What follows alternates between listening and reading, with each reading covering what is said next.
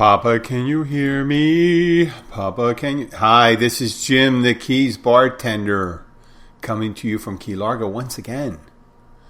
And I'm using a powered mic today because I am always looking for a better sound to deliver the show. You know, and I'm trying to keep a rein in the ums and ahs that I do all the time and shit like that. But we'll see how that works out. I just did it. I did instead of I don't get it. I mean, James Brown, practically the singer, practically made a career out of using and all that stuff. But in a speaker or a TV show, that's not necessarily the best thing. It is once again, and I always say it is a beautiful day. It's it's a little cooler today than yesterday. I'm looking out the window. I should go outside. I'm going to take my dog for a walk shortly. It's 9:30 a.m. It's muggy. It's in upper 60s muggy. And for me, that's short sleeve and shorts. You know, always pants. Always pants. You know, they say no shoes, no shirt, no service. You know, there's people. It's funny down here in the Keys. You hear stories all the time. There are people that don't wear pants. Lots of them. Not lots. More so than the size of the population would dictate. No pun intended. So, you know, a lot of naked people getting arrested down here for inappropriate. And not just during Fantasy Fest, which we didn't have this year. Where we didn't have the loads of body painted people. Which a lot of times it's a beautiful thing. You know, you have these beautiful bodies with these lovely art on it, and you have the less than, let's say, I don't want to be judgmental, aesthetically beautiful bodies. We do less than aesthetically beautiful bodies with body paint. But I guess with the less than aesthetically beautiful body, you have more area to show your art.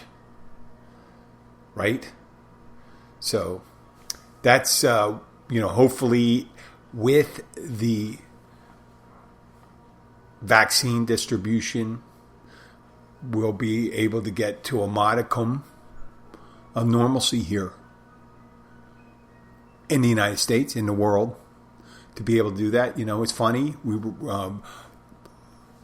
While my family and I are thinking to my wife, she has property there and family, a lot of family there, and she likes to go back, every so often. It's, it's kind of a drag that we don't have the resources to necessarily go for 2 months. So the 10-day quarantine is a hardship on us for people that don't have the time investment. So there's wealthier people with better resources. And I'm not poo-pooing that. I could have.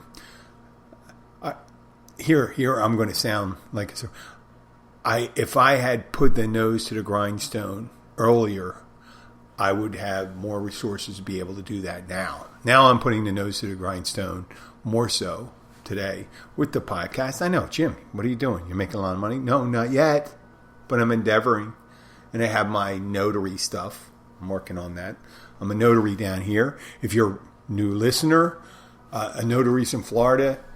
Just like notaries everywhere in the United States, they authorize signatures or validate signatures on legal documents.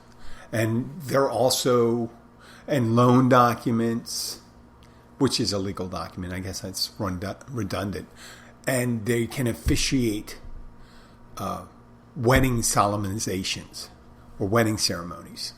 So you would apply for a license and a notary can perform the ceremony, which makes it, it's easier than when you advertise. You don't normally, if you want to get married someplace, like in Las Vegas, you get justice of peace and stuff like that. So I've set up a Facebook page and I have a website, which I have to address more. I have to probably get on there because I'm intending to, for a very small investment, I'm able to, get a good return. Now, it's not the kind of return like a really good stock thing, which we're going to get into a little later, but it is something. I'm contemplating getting into a more lucrative and higher volume business called a signing agent. And what a signing agent does is gets loan documents together for mortgages and stuff like that. But it's more, there's a lot more signatures that get involved into it, and there's other things. So I have to do a little training for that. And what I tend to do, because this is just what I tell people about making extra money. You don't want to lay out a lot of money in investment for a job that you may not yield that much income, unless it's a labor of love, right? Which is that is pun intended, because the labor of love means notaries can solemnize weddings.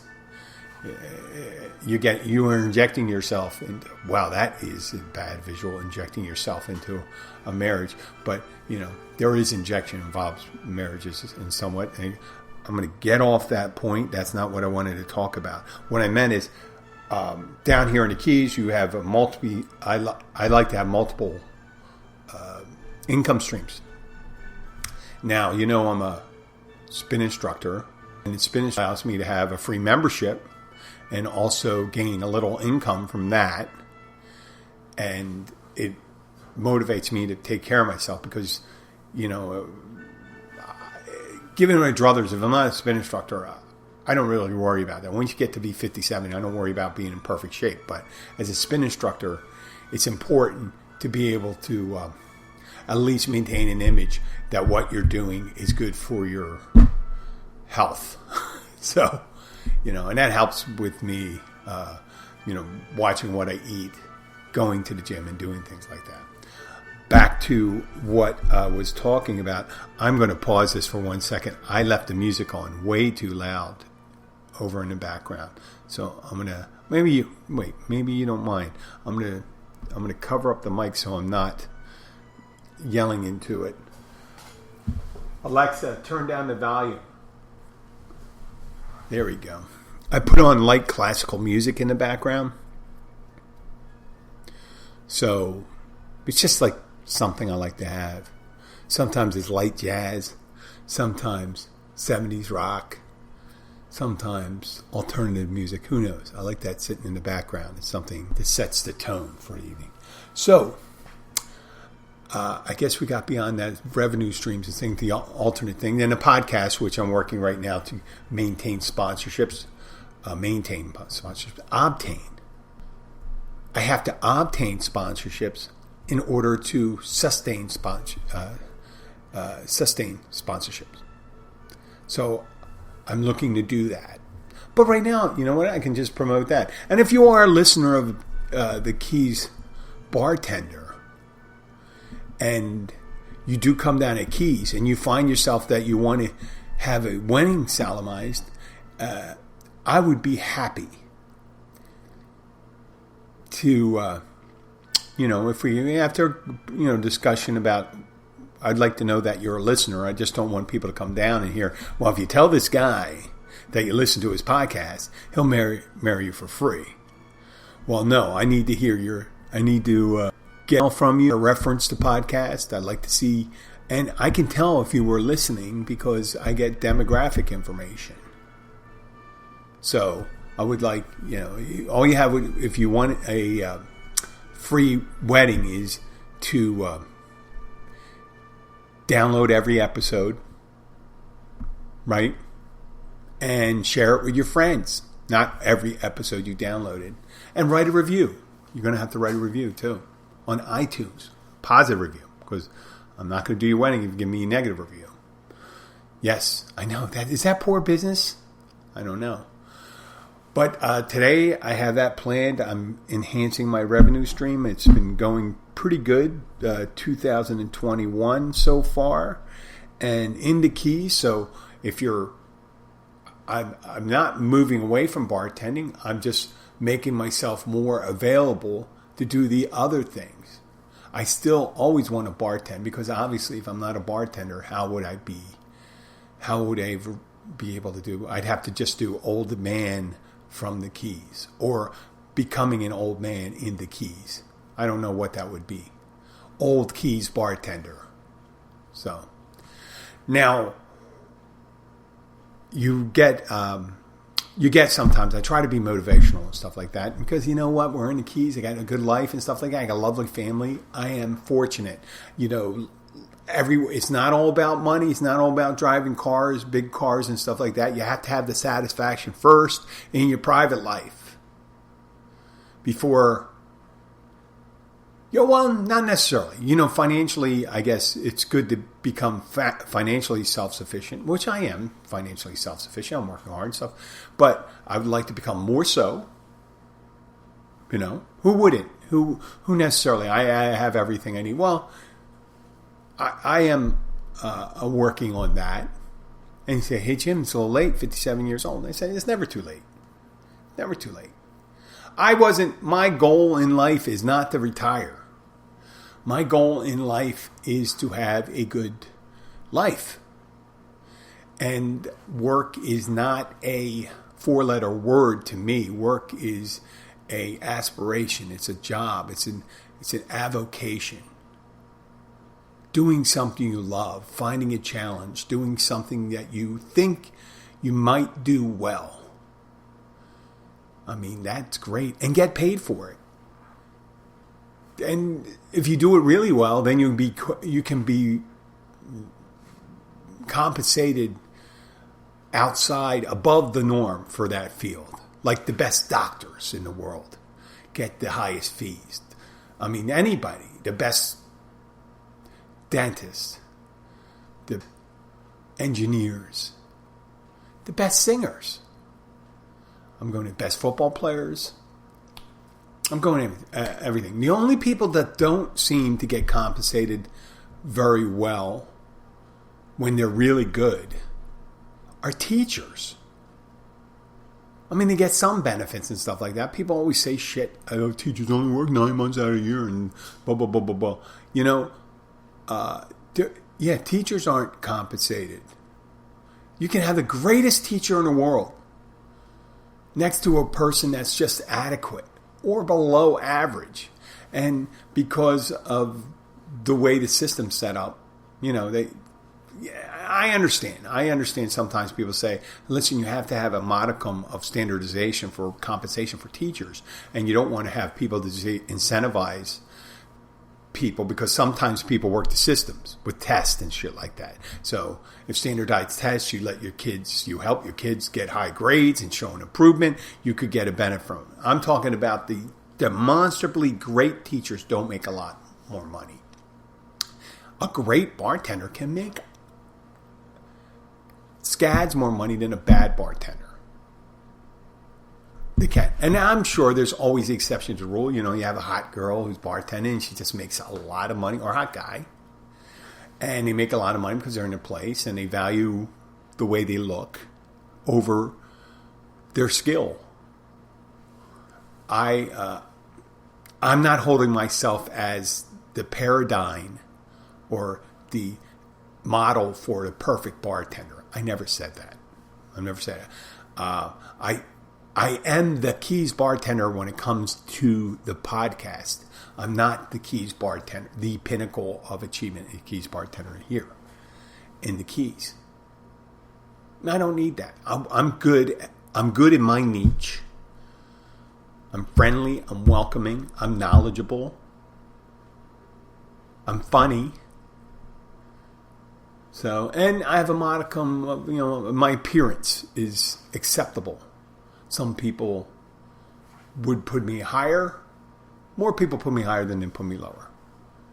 So, it sounds like I have a healthy sense of self-worth when it comes to that. Now, when it comes to being a notary, I am coming along with that. It takes a while because you got to get familiar with these documents. The documents are all close. So I'm saying I'm on average to above. I think I'm really have the raw skills to be a great wedding officiant because I'm flexible with this things, with the ceremony.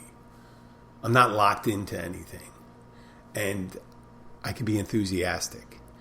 And I can also probably be, if they want me to be solemn, I can be solemn too. So it'd be great. It'd be kind of weird. They let you solemnize weddings, but you can't officiate at a funeral. But that, maybe they get notaries say, well, listen, you need a notary at a funeral because you can go and look at it and say, that guy's definitely dead.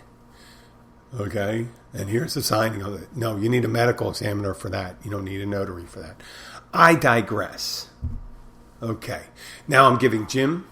People say, someone mentioned something to me yesterday. They said, Jim, I heard you giving advice on life skills and how to look at life and things like that. But about an hour ago, I heard you say to a regular who came back, who I'm very tight with, you said to him, your words were, are you going to take that kind of insult from a guy that looks like an orangutan's ball sack or nut sack or ball bag or bean bag? I'm not sure exactly what it said, but it was perfect timing for that. And let me put it in context. There were a group of people at the bar, regulars. We were surrounded by regulars. I think there was only 2 people that weren't that regular, but they knew me. One of our Snowbirds couples comes back, Tim and Alice, and I love them. And Tim, by choice, has no hair.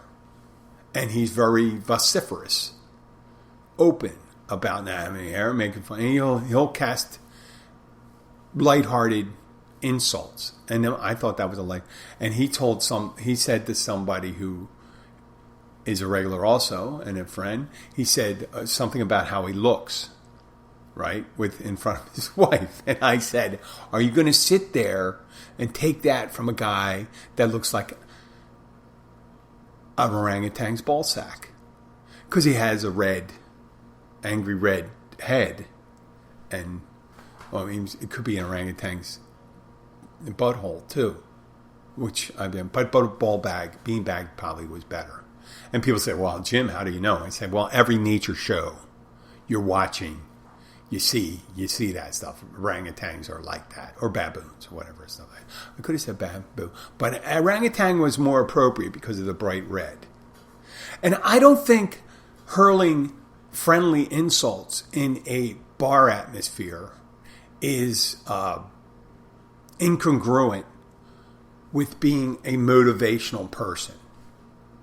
Because I will, at the end of that interchange and before they left, I make sure people say, I'm glad you're back, I missed you, and stuff like that. But that's, that's what some guys do to each other, and friends. I have girls that are friends, and we say shit back and forth to each other, talk shit sometimes, but you always got to make sure that you have that with your friends and family, and people trade those lighthearted, ball sack or something. Is that it? Is that an appropriate insult to say? Well, it was at the time. And I mentioned yesterday that I would love to have that arm thing where quarterbacks use in the NFL. So when there's a lineup situation they see on the defense that they can call a play an audible, call an audible at the line, looking at it and say, but sometimes it pops up, you got like 1 second. How much time do you have? How much time do you really have to come back with the rejoinder, the French word rejoinder, the return, the comeback? George Costanza said it. How about, I went to the jerk store and it's running out of you. And he had to think about that every day. If you don't have, you got to be able to come up, and I'm thinking the time lag is under 2 seconds. For the closer to the return, the more effective it is.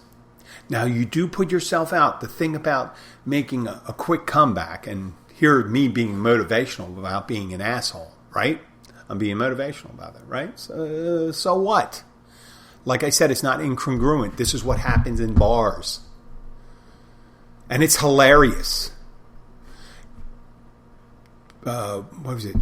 Nichols. That was Don Rickles. Don Rickles was a comedian in the late 50s, 60s, all the way. God, he was in Casino. He was the casino manager under Robert De Niro. So that's Don Rickles. I think Don Rickles may have passed away already, but he was an insult comic. He was one of the original insult comics. He was great. He was great. It's just snapping up that thing. And he'd do it. He'd freewheel in front of people. Now, I'm not that good, but I'd have to say I'm moderately successful at that. I can hold my own. I'm not a wilting flower among that are insulting. And I think a lot has to do with my time in one particular bar, McGeehan's at Cotman Cottage in Philadelphia. So that was some really good training. It really was. I mean, you have to, when you walk in there, you'd have to be on it sometimes, because you don't go in there when you're weak of spirit and weak of intellect.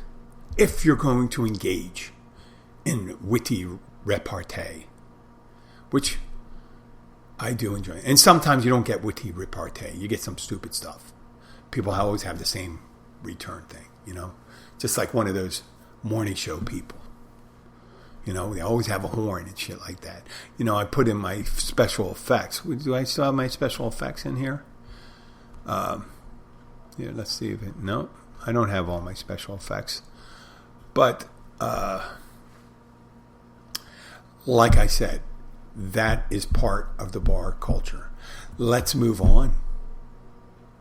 As I said, I'm looking for sponsors. I'm doing this. I want to pitch the Catch Restaurant and Bar in Key Largo, a mile marker 102. Open 7 days a week, and currently the hours. I won't say the hours, but it's open for lunch and dinner because the hours may expand. And as we know, for future sponsors, this commercial will last for as long as the show is available, which will be for years. So, the Catch Restaurant and Bar in Key Largo, mile marker 102, Oceanside. A great American seafood and a great selection of non-seafood dishes. They have appetizers such as cayenne shrimp, sesame seared tuna, blackened mahi tasters, mahi sandwiches, burgers, Philly cheesesteaks for lunch, and chicken sandwiches, all different types of fish sandwiches. Usually a selection other than mahi. They have hogfish, have yellowtail sometimes, and in the evening they have a wide assortments of preparations. And if you catch your own fish and have it filleted, when you come in, they will cook your catch at a reduced price than normally the price for the fish you have on there, but there is a charge for it. And you can have it served any way they prepare the food, and it's great. They have happy hour Monday through Friday, 3:30 to 6:30, with reduced drink prices and happy hour food specials. So if you're in Key Largo or driving by and you're near mile marker 102, stop in and say hi. Kathy and Paige are the owners. The whole staff is friendly. I'm part of the staff, the Keys bartender. I'm there on most evenings. Just come in and say hi. Have a great time. It's a great place for friends. If you don't want to sit at the bar, don't sit at the bar. If you got a family, got tables inside, they got beautiful seating outside. Okay? So come and see us. Okay, back to the business. The big news was yesterday, the national news, and this isn't politics. I've spoke about this before, that financial devices, I'm not talking about mechanical devices like derivatives and short selling and things that were developed over the years to enhance the profitability of traders and investors and make the financial markets opaque to the ordinary American. Right? You see stocks, you see something like Google, Tesla, Berkshire Hathaway, Warren Buffett's funds, things like that. And you see them going up and you go, well, I wish I could have been part. How do these brokerage houses, how do these mutual funds, how are they always making money? And how are these people making millions and billions doing this? How do they make money in down markets and make money? I mean, obviously you know how to make it in up markets. You know, buy low, sell high. That used to be the thing, right? But now people can make money when it's called short selling, when stocks lose money, or derivatives, insuring against the loss incurred during an investment. And it is an obtuse, hard to understand financial devices that are developed by people that have been in these markets for years and learn how to manipulate. There's actually, 10 years ago when they started saying that they started having computerized trading, and where you set a limit on a stock. Say, when a stock hits this price, we want you to trade, buy, and sell when it hits this price. And they realized that if they had an internet connection, that was a hair faster.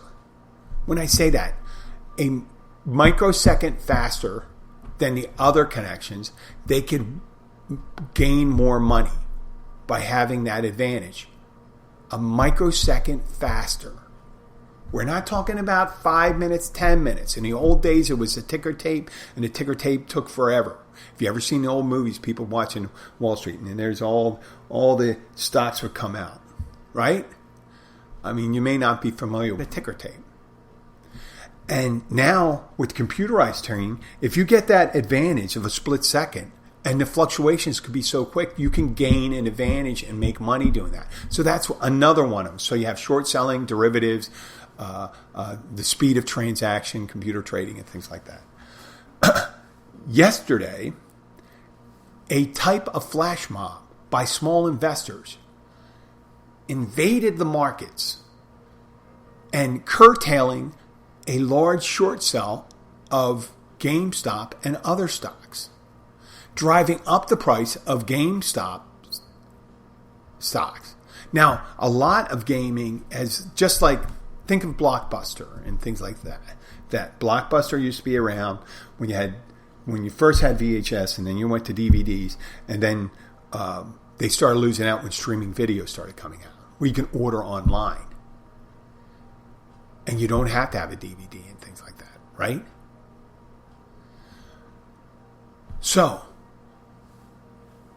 GameStop, because how many times they do online gaming, stuff like that, you don't really have to download the game sometimes. You can download it off the internet, things like that. You don't have to go and buy a physical DVD to do it. You can just enter the game yourself. Not yourself, your avatar or whatever you call it like that.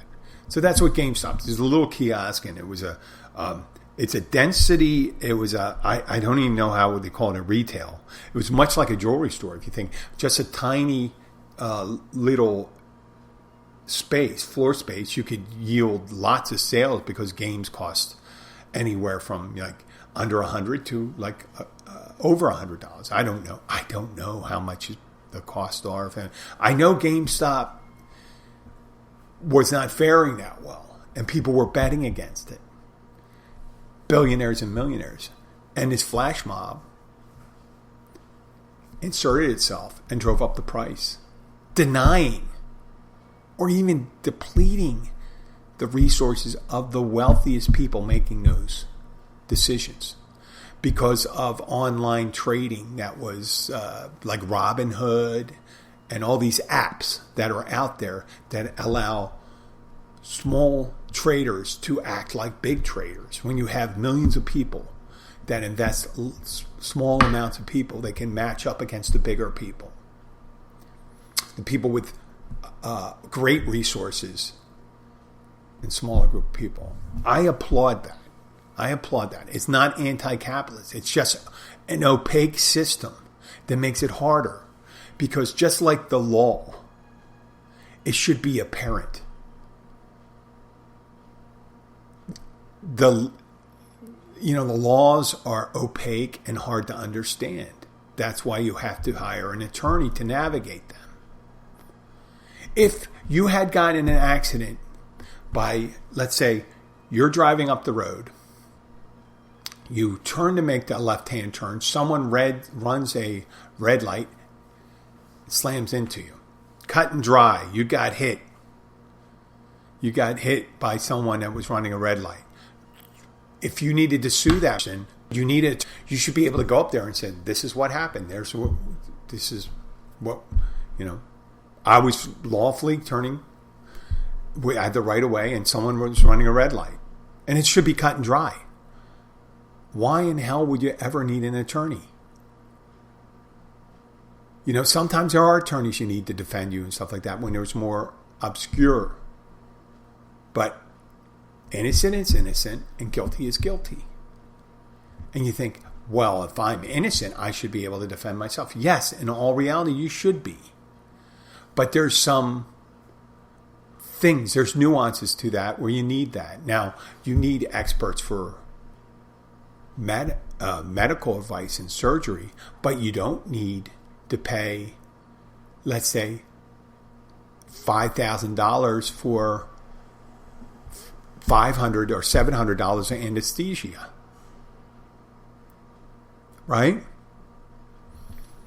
There's a certain amount of cost in anesthesia, a certain amount of for the anesthesiologist to be in there. How much are they worth? Maybe let's say they're worth $200 an hour. That's high, right? But that's pretty good. $200 an hour. Why not? Why would you jack up the price for that? Why would you jack up the price for aspirin and things like that? Why would it become obtuse and stuff like that?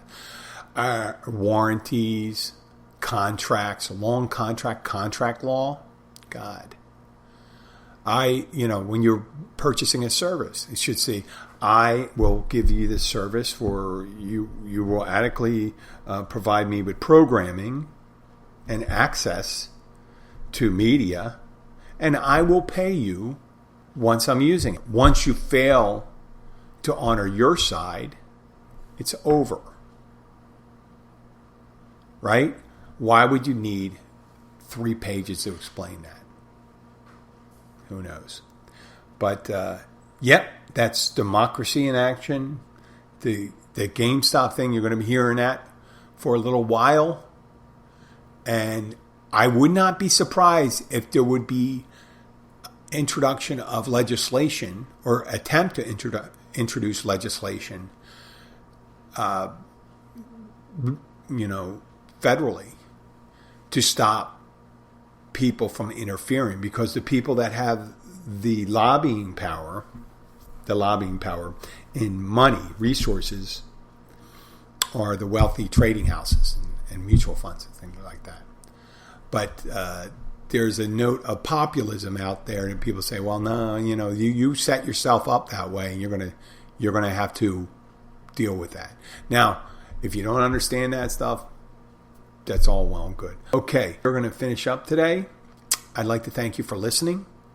If there's anybody that'd like to sponsor, remember, I'll write up copy and stuff like that. We'll embed the commercial into the show. It'll exist forever. And it'll especially suited for resorts, restaurants, bars, dive shops, and things like that in Key Largo. And I'll be happy to talk with you. And we're going to be doing more on site once things starts opening up again, which I eventually expect it to do as long as everyone does their part. If you are a listener, please share the show with your friends. Like us on Facebook. If you're an iTunes listener, I implore you, iTunes listeners of the Keys Bartender Show, please leave a review. For some reason, I understand what's happening. I have a certain amount of reviews, but in iTunes, it's only a couple, right? Or it's just showing in iTunes. Maybe it's in Apple, it's 80, and iTunes is 2. So, Apple Music. So I don't know how that works out, but leave a positive review if you can, if you're a fan of the show. I'm not asking for money or anything like that. I know I was thinking about doing one of those crazy sponsorship things. I'm not going to do it. Sponsorship's going to be through places that we go to and add value to the show. When we go to a resort, we're going to talk about lifestyle, this, that, and try to make it more variety. And we do variety. We talk about that stuff. And I do appreciate you for listening from all over the country, all over the world, locally in Key Largo, the Florida Keys, South Florida, Miami, Fort Lauderdale, Central Florida. Not so much the West Coast so far. West Coast of Florida. But going up the coast, St. Augustine, and the rest of the country. Thank you very much. Have a great day. This is Jim the Keys Bartender signing off. And remember to put on some sunscreen. That may be my new sign off. Who knows? We'll see. If you hear it again, then it's the new sign off. Talk to you later.